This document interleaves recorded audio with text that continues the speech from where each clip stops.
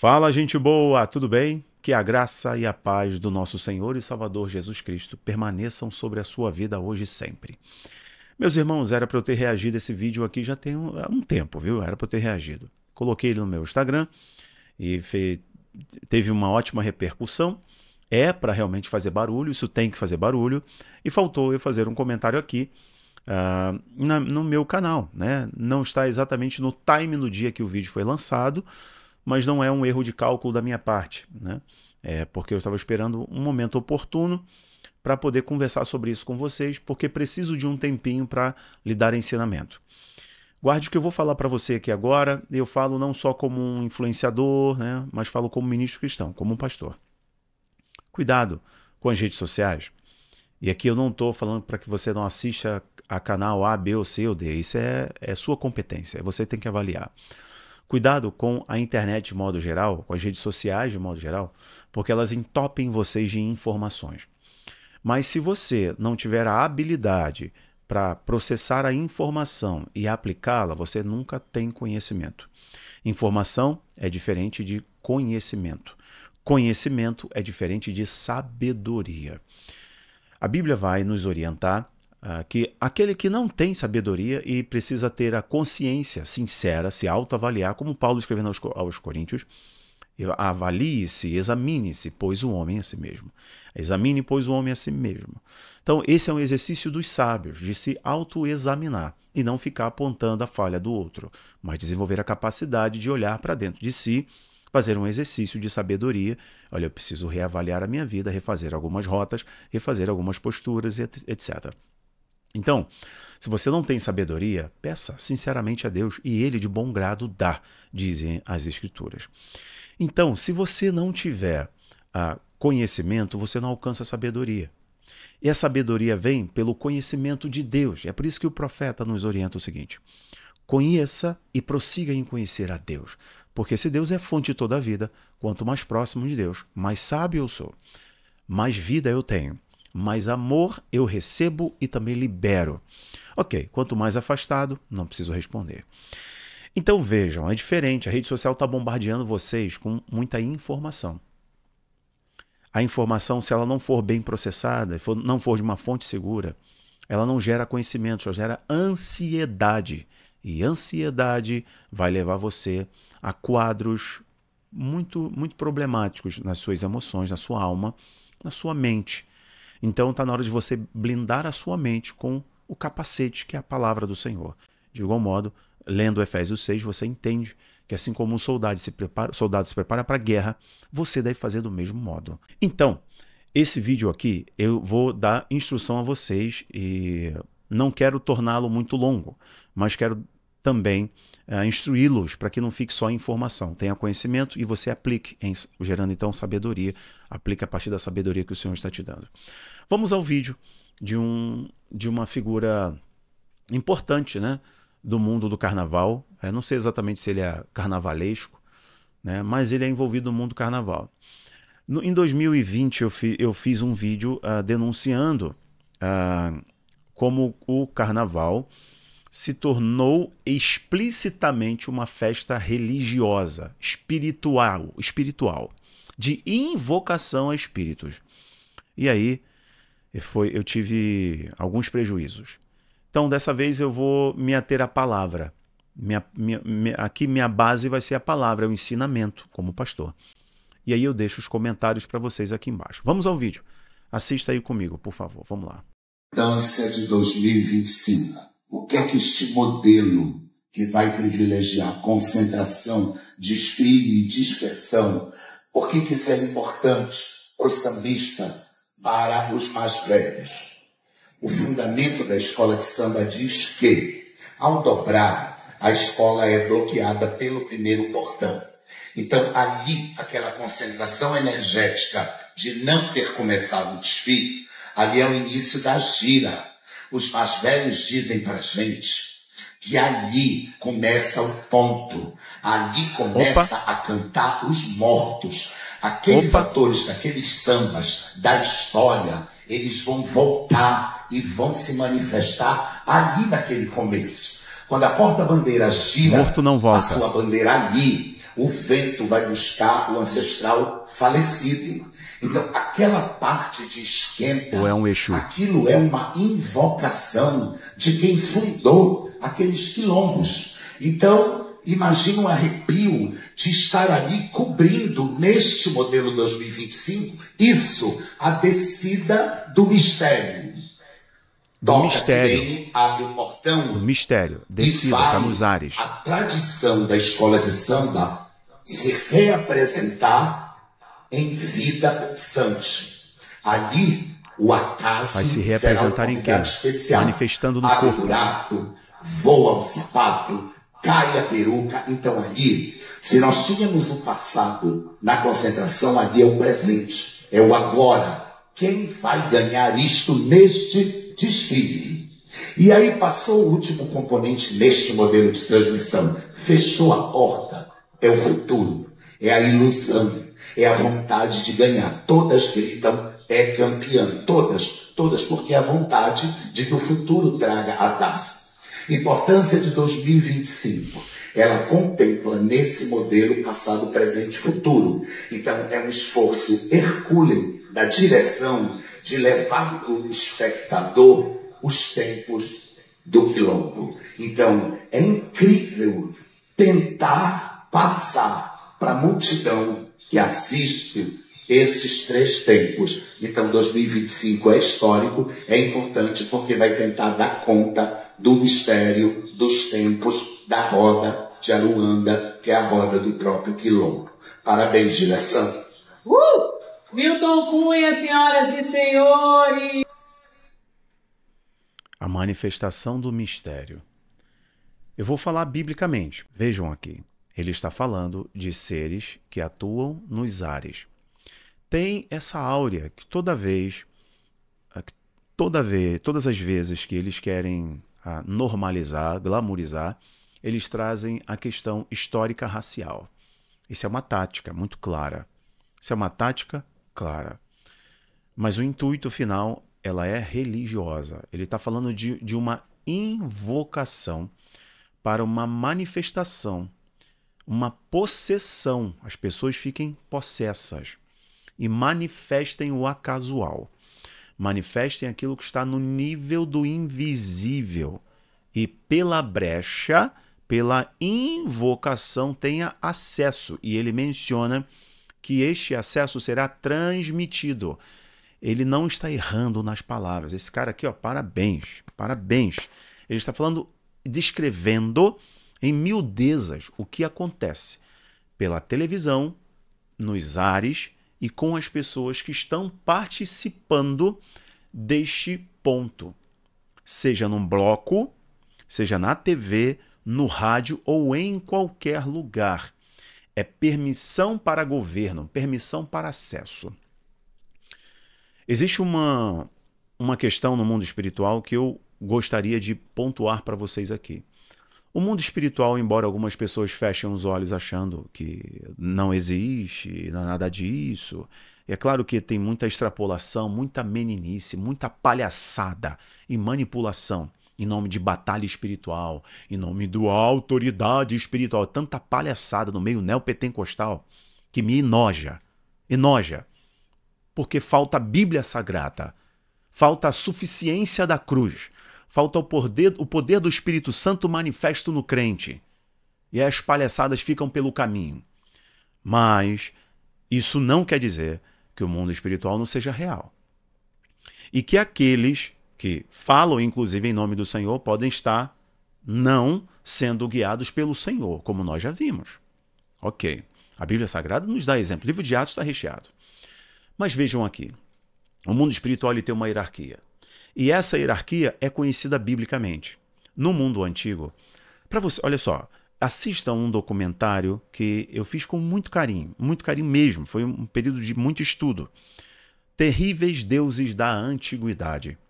Eu falei dos nomes dos deuses do Antigo Testamento, quase que todos, explicando como que eles atuavam, cada um em uma geografia, especificamente para um propósito, de modo organizado, e como que Satanás, o caído, o tentador, como que ele muda estrategicamente de nome no decorrer das épocas e no decorrer das culturas. Foi Baal, Bel e por aí vai. Belzebu, e isso a gente pode continuar, ok? No decorrer da história. Hoje não é diferente. Em outras geografias, com outros nomes, há uma estrutura hierárquica no mundo espiritual. E eles estabelecem seu poder com territorialidade, ou seja, o poder no espaço geográfico. E aqui está um ensinamento para você. A hierarquia, como é que funciona? Os demônios atuam por ordem do diabo, que é o líder supremo, ele que liderou a rebelião celestial, ok? E o seu poder de persuasão foi tão grande que 1/3 dos anjos caíram junto com ele. Então, o diabo é o líder supremo que dá ordem aos principados. Os principados estão sobre territórios e nações. Territórios, geografias e nações. Você vai lembrar de Daniel orando. Ok. Potestades. As potestades atuam no controle de sistemas e ideologias, influenciando a mente das pessoas. Dominadores deste mundo influenciam governos, política, cultura. E, por último, hostes espirituais da maldade. E aí são as operações demoníacas que atuam diariamente no mundo, influenciando as pessoas. Então, há uma cadeia de comando nas trevas. Sempre existe este princípio, que o reino das trevas precisa deturpar o reino da luz, se passando como uma verdade. O profeta Isaías, no seu capítulo 5, ele recebe uma ordem de Deus, dando uma advertência clara para toda a humanidade. Isso passa por todas as gerações. Dizendo, ai daqueles que trocam o bem pelo mal. Basicamente o profeta está dizendo, olha, coitado daqueles, ai destes que veem o mal e dizem que o mal é bom, que veem o amargo e dizem que o amargo é doce, que trocam luz pelas trevas, subvertendo o princípio dos mesmos, que na verdade as trevas são luz. É o que está acontecendo com essa geração. Isso é o quê? Isso é o operar das trevas. Atua como nos ares. Eles atuam, Paulo escrevendo em Efésios capítulo 6, ele vai nos orientar. A nossa guerra deve ser com pessoas que estão possessas, que estão influenciadas, que estão recebendo essa influência direta dos ares, ou é contra os ares? É contra os ares, principados, potestades, dominadores do mal. Então nossa luta é no nível do espírito, tendo misericórdia das pessoas que infelizmente ou estão em Cristo e são salvas, nasceram de novo com Cristo, estão posicionadas governando com Cristo, ou essas pessoas são influenciadas, estão mortas no maligno, estão mortas no sistema do mundo e precisam nascer de novo, provar do novo nascimento. Já citei Efésios 2 e repito. Então há uma hierarquia no mundo espiritual. Como que um cristão ele vai combater as potestades? O modo mais simples. O que é, pastor? Oração, jejum, meditação da palavra, vigilância, santidade, as coisas mais simples, a pequena dracma que a gente perde e ignora, né? As pequenas coisas, oração, jejum, não é jejum de televisão, não é jejum de rede social, isso pode ter significado para você, porque você está cheio de falsa dopamina, certo? Viciado em timeline. Isso vai melhorar a sua qualidade de vida, vai melhorar até os seus olhos, sua visão, você largar um pouco a rede social. Mas jejum bíblico é se abster de alimento, comida e bebida, para mudar a você, não muda a Deus. Teu jejum não muda a Deus em nada, muda você diante de quem Deus é. Então você alinha-se mais espiritualmente com o Espírito Santo que habita em você. Se você alimentar somente a sua carne, não ter essas práticas que o nosso Senhor Jesus fez, e ao contrário do que muitos dizem, que não precisa mais orar, está na hipergraça, que tudo já foi feito, tudo foi conquistado, tudo já foi pago. E o cara vive se lambuzando no pecado, sai do culto. Enfim, a gente só tem que ter misericórdia. Estou expondo aqui, sem falar nomes, para que quem ainda está na prática do pecado possa nascer de novo. Porque quem é nascido de Deus não vive na prática do pecado. certo? Você está sendo santificado, aprimorado pelo poder do Espírito Santo te convencendo. Porque quem muda é você. O Espírito Santo te orienta, te ajuda, mas a decisão é sua. Então, essas práticas, jejum, oração, vigilância, seguir a paz com todos e a santificação. Sem santificação ninguém verá a Deus. Levantando-se, lavando-se. E aí que você vence. As influências, os dardos inflamados, as setas, os propósitos do mal que influenciam pessoas, aquele trânsito, né, que rouba a tua paz com muita frequência. É porque aí, quando mais você jejua, você ora, você medita nas Escrituras, você tem comunhão com os santos, com os outros irmãos, mais você vai ressignificando a sua mente, vai ganhando domínio próprio, né, temperança, você vai tendo fruto do Espírito sobre você. Como que o diabo, principados, potestades, dominadores, como e quando eles serão destronados, destruídos? Eu vou falar para vocês. E a gente conclui o nosso vídeo, para ele ter sentido, né? Apocalipse capítulo 19, versículo 11. Né? Preguei sobre esse texto, mas falando especificamente do versículo 9, em que há uma menção sobre as bodas, a mesa, que eu falei sobre o poder da mesa, né? Com a nossa congregação. Falei sobre o poder da mesa, e um deles foi a mesa, as bodas do Cordeiro. Mas o versículo 11 até o versículo 21 vai nos dizer: então olhei, e eis que os céus, e vi os céus abertos, e diante de mim um cavalo branco, cujo cavaleiro se chama Fiel e Verdadeiro. Ele é responsável por julgar e guerrear com justiça.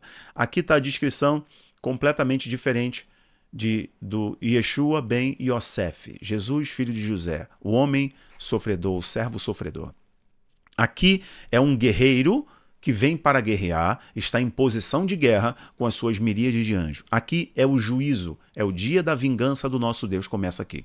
Então esqueça esse negócio de que quando Jesus voltar, vai ser aquela cena hollywoodiana, o bicho vai pegar. E ele vem para fazer justiça. Irmãos, Deus é amor, mas Deus é fogo consumidor e Deus é justiça. Deus é justiça. E Deus vai fazer justiça, destruindo os poderes que atuam neste mundo. Leiam depois o capítulo 19 de Apocalipse, mas leiam com essa ótica. O nosso Deus vem para fazer justiça. Então, ai daqueles que subvertem o bem, dizendo que o bem é mal e que o mal é o bem. Que luz são trevas e trevas são luzes, né? É luz. Ai destes que estão pegando o amargo e dizendo que é doce e o doce sendo que é amargo. Não adianta enfeitar as pessoas. Não adianta falar que o carnaval é uma festa de alegria, porque é uma festa de alegria para as pessoas que são viciadas em Rivotril, viciadas em pornografia, dependentes químicos, dependentes de álcool. E aí vai botar uma fantasia achando que você vai ficar bem o restante da tua vida. Você está invocando os poderes espirituais sobre a sua vida. E biblicamente, ou você serve a Cristo, ou você serve a quem? Ou você recebe o Espírito Santo, ou você está recebendo quem? Você conhece a Bíblia Sagrada? Eu estou falando da Bíblia Sagrada. Agora, é você que tem que fazer o senso de juízo, conhecimento.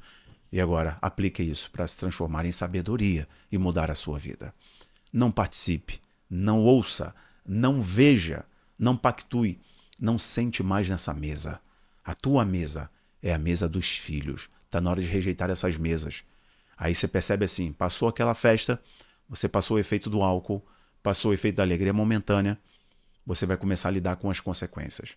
O número de divórcios, o número de brigas, o número de pessoas que lá na frente, porque sempre tem um preço.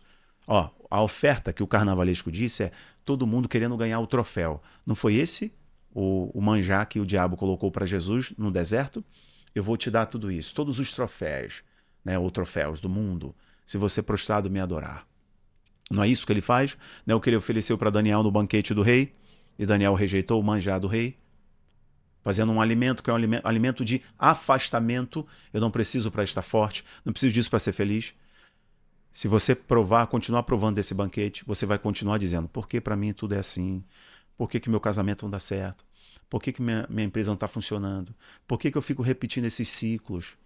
Por quê? Por quê? Por quê? Está na hora de você ter a resposta. A resposta já saiu da minha boca várias vezes. Não sente mais nessa mesa. Tome vergonha na cara. Levante-se. Ressignifique a sua vida. Rejeite. Não é falar assim, não, eu não vou porque eu não acho mais legal. Não é isso. É rejeitar. Arrependimento é dar as costas. Dê as costas para o pecado. Ele está acabando com você. E estes ambientes são ambientes de pecado. E o pecado tem uma consequência, a morte. Você tem direito à vida, porque ele é o dom gratuito de Deus. Ela foi conquistada na cruz do Calvário por Cristo. É de graça, é pela graça. É para aqueles que pela fé creem em Cristo. Você que está me ouvindo? Rejeite os banquetes desse mundo. Rejeite os ambientes dominados por estes seres espirituais do mal. Rejeite tudo isso. Se incline a Cristo. Ele te ama. E você pode mudar a sua vida. Receba essa palavra hoje. Em nome de Jesus. Amém? Deus te abençoe. Tchau, tchau.